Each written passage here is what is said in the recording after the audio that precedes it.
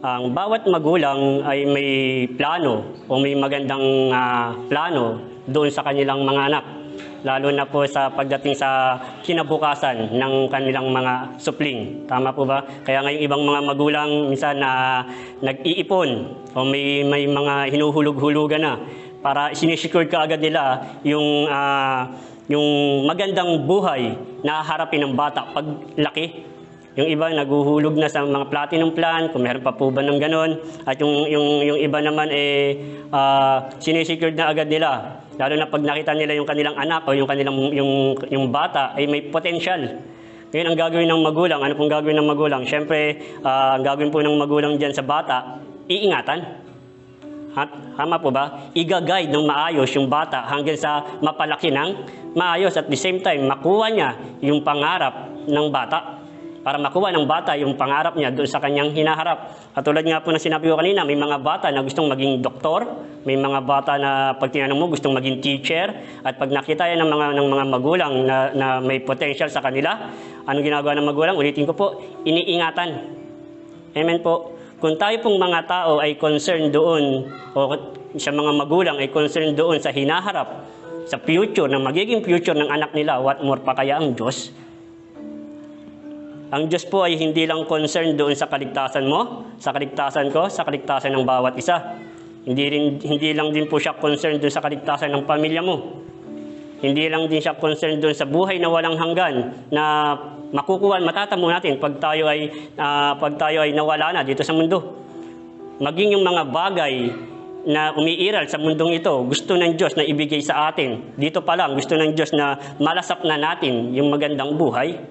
Kaya nga sabi niya sa salita ng Diyos, sa John chapter 10 verse 11, sabi niya, naparito si Jesus para bigyan ka isang buhay na ganap at buhay na kasiya-siya.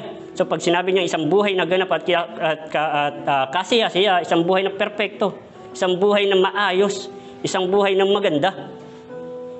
Katulad ng magulang na ginagawa niya sa anak niya, sa pag-secured ng kanyang pangarap, ng kanyang hinaharap, ng kanyang future, ganun gusto din ng Diyos na dito pa lang sa mundo, malasap na natin, hindi pagdating doon sa kabilang buhay. Minsan may mga kasamahan tayo, may mga tao na ang pangarap nila, ang gusto nila sa kanilang hinaharap, magkaroon ng sariling bahay, magkaroon ng sariling simbahan para hindi na nag-renta, magkaroon ng sariling ng mga sasakyan. Yan pong mga bagay na yan ay kung ikaw ay gusto mo, what more pa kaya ang Lord? Minsan, sabi ko nga kanina uli, may mga tao na pag maraming pera, magyayaya ng mga kaibigan. Pag maraming dalang pera, minsan sasabihin nila, huwag kayong mahiyang umorder, sky's the limit. Pero pagdating sa Diyos, nagpapatunay na walang limitasyon. Yung pangarap mo, minsan akala mo sa isip mo hanggang pangarap lang. Pero ang sabi ng Diyos, pagdating sa salita niya, kung di po nagkakamali, sa Ephesians chapter 3 verse 20, sabi niya sa Diyos na makagagawa ng anumang hingin mo, hilingin mo, isipin mo. Sabi niya, kayang-kayang ibigay ng Diyos. So sa Diyos po ay walang imposible.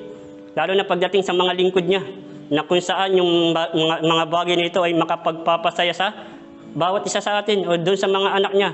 Kung yung magulang po, sabi ko nga kanina, kung yung mga magulang, kahit sabi mong salat, pero pag nakikita ng magulang yung anak niya, ang simple lang ng pangarap, magkaroon ng baril-barilan, kasi naiinggit sa kalaro. Kahit wala ang magulang, gagawa ang magulang ng paraan. Para ano? Para maibigay lang yung gusto ng bata. Kasi bakit? Gusto ng magulang na mapasaya yung anak. Kung tayo pong mga tao, kung tayo pong mga magulang, o yung mga magulang, concerned doon sa kaligayahan ng anak niya. Kahit sabi mong simpleng bagay lang, yun ay makapagpapasaya sa kanya, what more pa kaya ang Diyos? Kaya nga sabi niya, sa salita niya, sabi niya, naparito si Jesus para bigyan ka ng isang buhay na ganap. Ayaw ng Diyos na matamo mo yung buhay pagdating pa doon sa kabilang buhay. Yung pag nandun ka na sa langit, gusto ng Diyos habang nabubuhay ka, dito pa lang ipalasap na yung mga bagay na gusto mo. Gusto ng Diyos na dito pa lang sa buhay na ito, yung mga pangarap mo, kay mapamaterial man yan o ano man yan, basta makapagpapasaya sa iyo, gusto ng Diyos ibigay. Kasi ang Diyos ay hindi tumatanggi, lalo na pagdating sa kalooban niya at doon sa lingkod niya. At pag nakita niya na yung karapat dapat, yung nangangailangan ay worth it na bigyan, talaga ibibigay ng Diyos. Kasi kahit sabi natin, simple lang naman yung hinihingi mo. Pag sa Diyos, walang imposible. Lahat ng kaya mong isipin, sabi niya, hilingin mo at ibibigay niya. At sabi niya sa kasunod, ano man ang narito sa buong daigdig ay magiging iyo.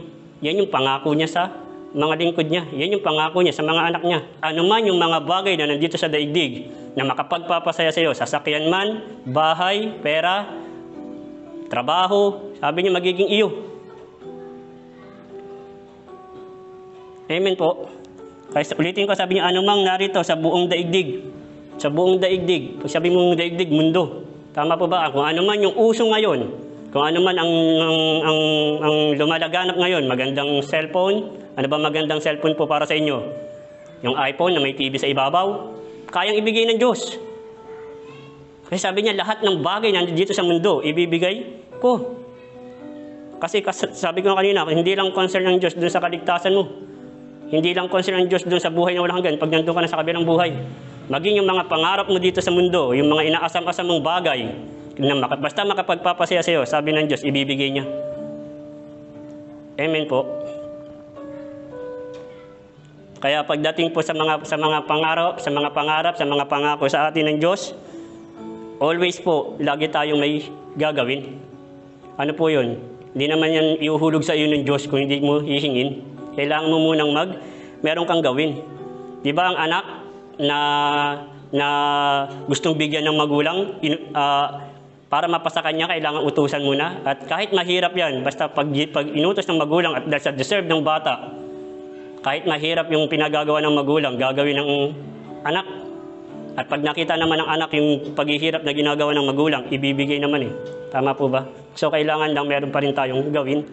Walang imposible sa Lord. Amen po. Pagdating sa mga promises, sa mga pangako, lalo na pagdating doon sa future mo. Kung ang magulang minsan nagtitipid, pero pagdating sa Diyos, hindi niya titipirin yung mga lingkod niya eh. Hindi niya titipirin yung mga anak niya. Amen po. Gusto nga ng Diyos, sabi niya nga sa John chapter 16 verse 24, sabi niya, hilingin niyo sa Ama sa pangalan ko upang malubos ang inyong kagalakan. Sabi niya, hilingin mo sa Ama sa pangalan ko at ibibigay. Para ano?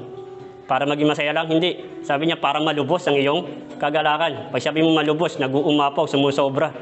Ang isang basong tubig, kahit puno na, pwede mo pang lagyan. Yan ang gusto ng Diyos.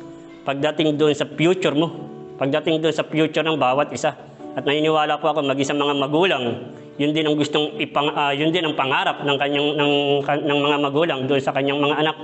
As long as nakaya pang magtrabaho ng magulang, kaya pang ibigay, hanggat may lakas pa ang magulang, magtatrabaho para maibigay lang yung gusto na pangarap na maging maayos na buhay ng bata. Amen po. Ulitin ko, kaya ngayong magulang nagsisecured na, naghuhulog-hulog na ng mga bagay. Kasi bakit? Para sinusure niya na pagdating ng time, yung buhay ng bata ay maging maayos. Ulitin ko, kung yung mismong magulang natin, concern sa ating hinaharap, sa future natin, gano'n na lang sila nagpupursige, what more pa kaya ang Diyos? Amen po. Sabi niya, hilingin mo ang mga bansa at ibibigay ko. At maging mga bagay nandito sa mundo. Ano yun? Yung uso ngayon. Kung ano yung makapagpapasaya sa'yo. Kung yung cellphone mo, ano bang cellphone mo? Kung ang cellphone mo ay 3310 pa, siguro naman wala nang gumagamit na ganun. Yung pinakamagandang cellphone ng pangarapin mo, kung yun yung makapagpapasaya sa'yo, ibibigay ng Diyos. Kasi bakit? Kung yung bansa nga, ibibigay niya, yung pakayang maliit na bagay na makapagpapasaya sa'yo. Amen po. Ganun ka concern, ganun ka gusto ng Diyos na dito sa mundo natin, maibigay na agad yung pangarap na makapagpapasaya sa mga anak niya. Amen po. Ulitin ko, isang buhay na ganap at kasiyasiya, isa sa pangako ng Diyos na ibibigay niya sa atin. Ang kailangan lang natin maging maayos, maging masunurin sa pinapagawa ng Panginoon. Sabi nga, mahirap pagpalain ang taong hindi marunong sumunod. Mahirap bigyan ng isang bagay ang isang taong hindi mautusan. Kung yung mismong magulang mo kapag nag-uutos sa'yo, hindi mo sinusunod, hindi natutuwa, what more pa kaya ang Lord? Amen po. Pero sabi niya, pagdating niya sa mga promises, sa mga pangako niya, sa future mo, sa hinaharap natin, sabi niya, mga bagay, hindi lang yung mga bagay na panglangit, kundi maging mga bagay na nandito sa lupa, kayang ibigay sa atin ng Panginoon. So, I hope meron po tayong nakuha sa hapong ito. At isang mapagpalang hapon po muli sa bawat isa. Sige po, bago po tayo mag-close, tayo po mag-pray po muna. Ama, sa pangalan ni Jesus, Panginoon, patuloy, O Diyos, na nagpapasalamat kami sa mga oras nito. Salamat, Panginoon, sa pag-remind mo, sa mga pangako mo, sa bawat isa sa amin, Panginoon. Lord, salamat sa pagiging concern mo, Panginoon, sa mga bagay na makapagpapasaya sa amin. Dalangin namin, Panginoon, na patuloy, O Diyos, na turuan mo kami, Panginoon, na makatapak sa iyong perpektong kalooban. Salamat po sa hapong ito at patuloy na pagpalain mo, Panginoon, ang mga nakikinig at mga nanonood sa gawain mong ito, Panginoon. Salamat po sa may pinabalik ang pinakamataas na papurit paggalang sa pangalan ni Jesus. Amen. So, magandang hapon po muli sa bawat isa. God bless po.